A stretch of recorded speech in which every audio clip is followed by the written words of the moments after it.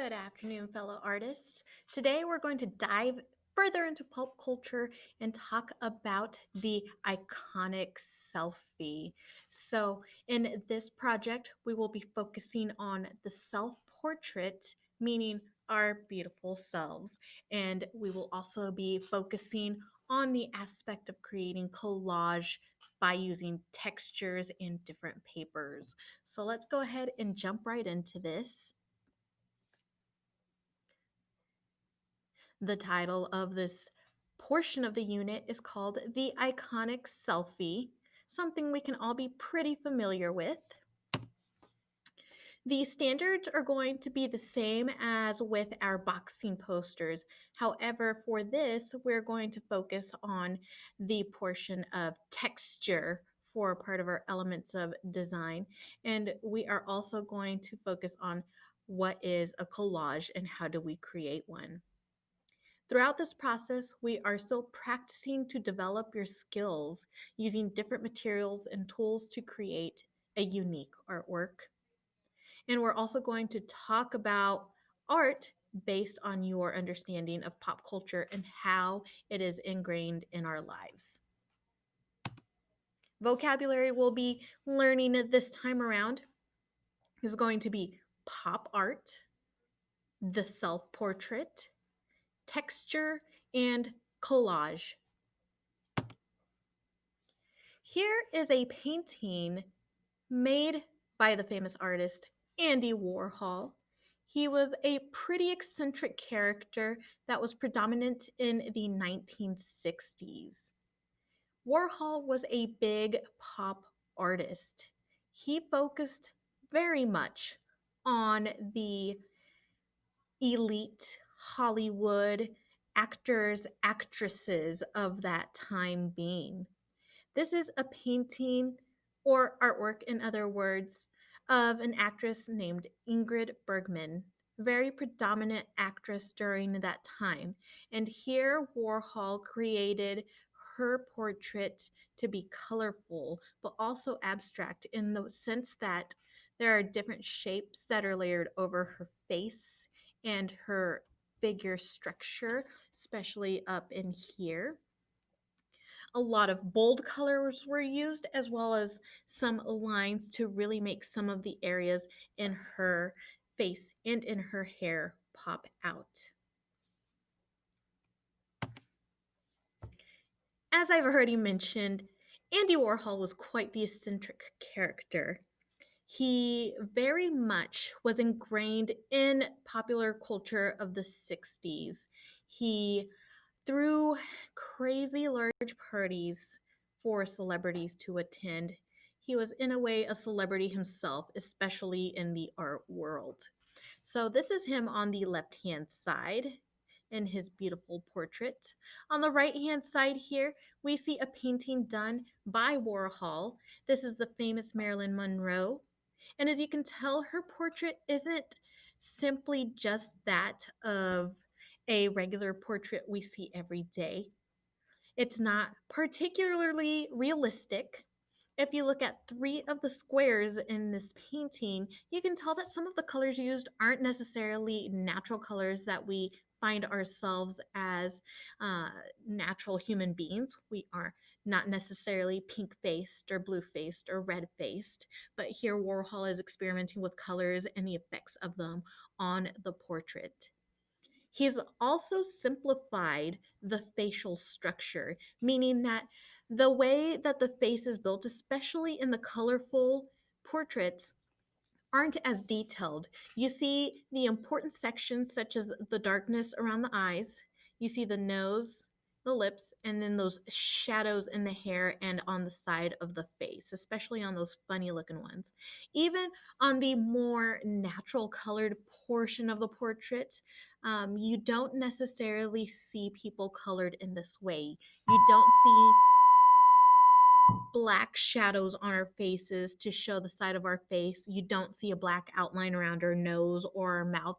It gives it more of an illustrative or a cartoony look to the image. And that was the way Andy Warhol intended to make his portraits, not realistic, but more stylistic in the way that you see these bold colors and these bold lines in the portraits.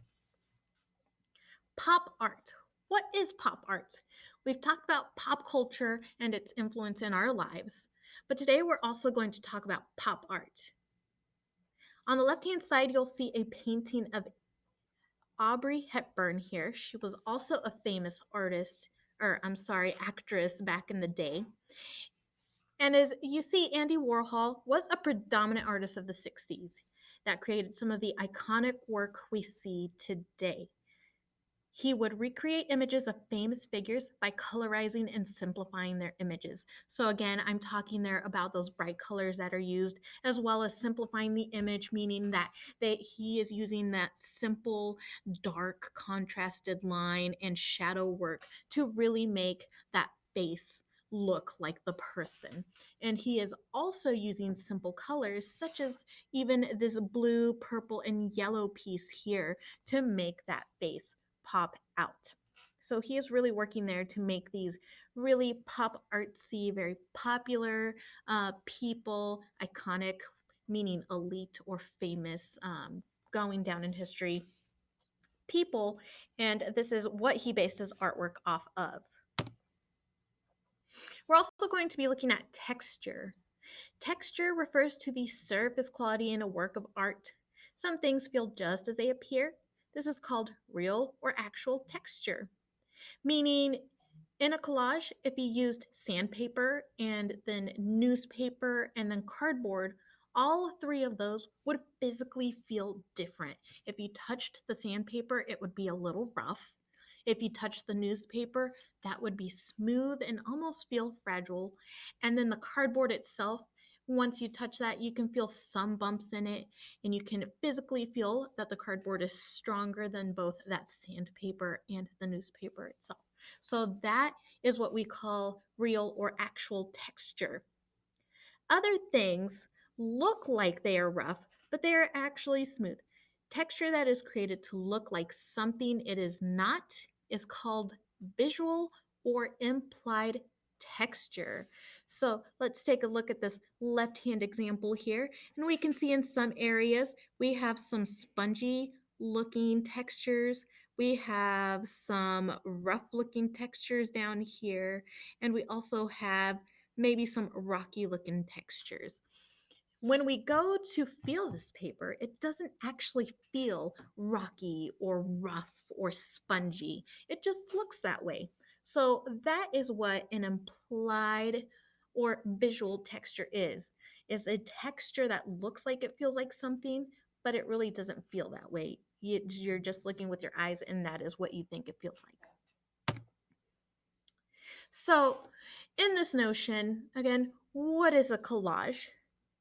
A collage is going to be an artwork that is made by multiple means of putting things together, meaning that I can take different types of pictures and put them all together to make one image, just like the one you see in front of me as the background.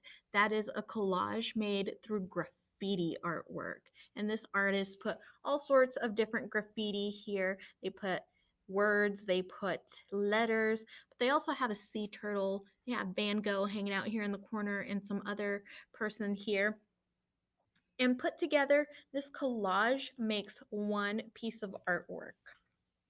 Collage can also be seen as a bunch of different textures and pieces of paper put together to make one thing that makes, again, an artwork. And we'll talk about that here in a moment. Here are two examples of what a collage can be as well. These portraits are made by a contemporary artist, meaning that this artist is still alive in our modern day world.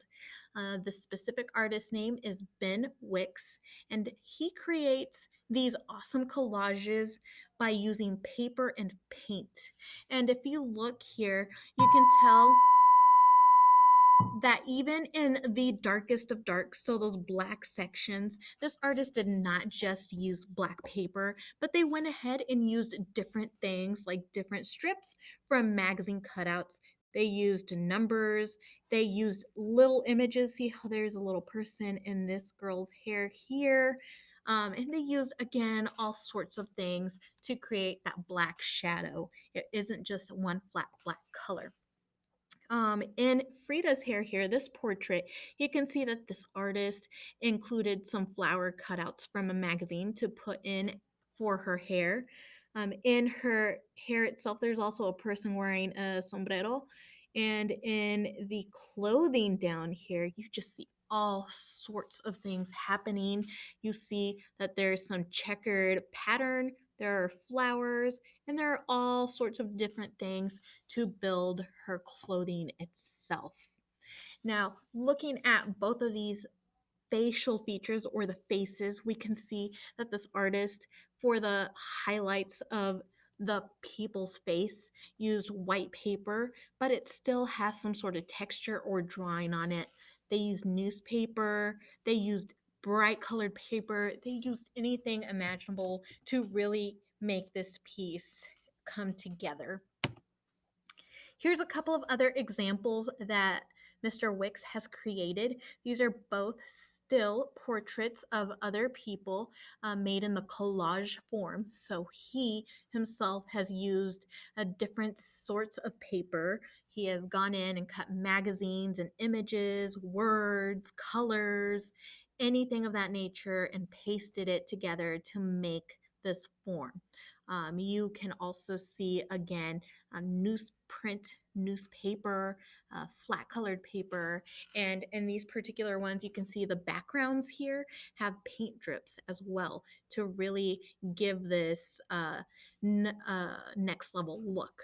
And it gives it, again, more texture to the piece. It looks like the paint is dripping, but again, a implied texture. It looks that way, but does it feel that way? Probably not.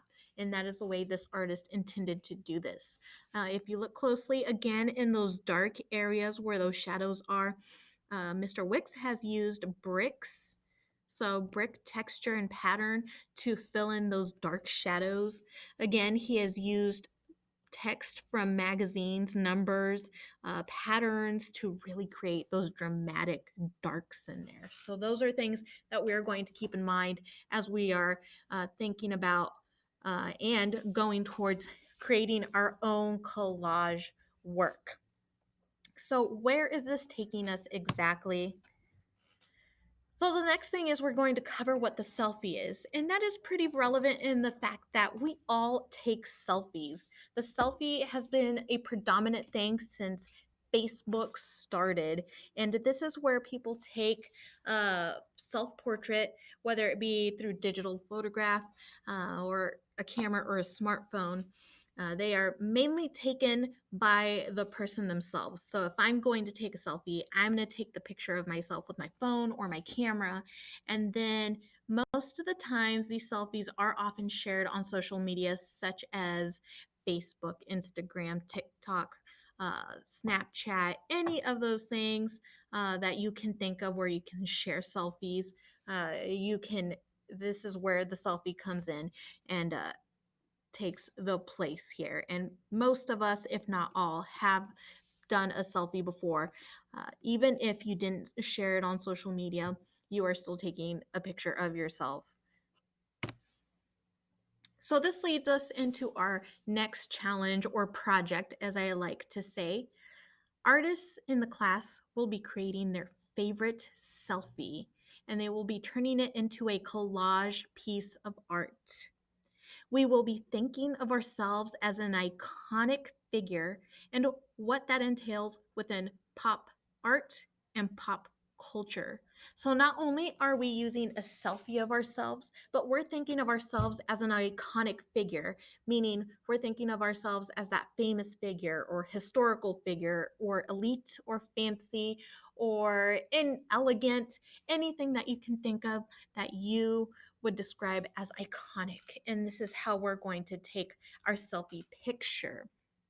This is an example of a 1960s model. Her name is Twiggy. She herself is an iconic figure in the fashion industry. And as you can see, she has a direct gaze to the audience, staring right back at you.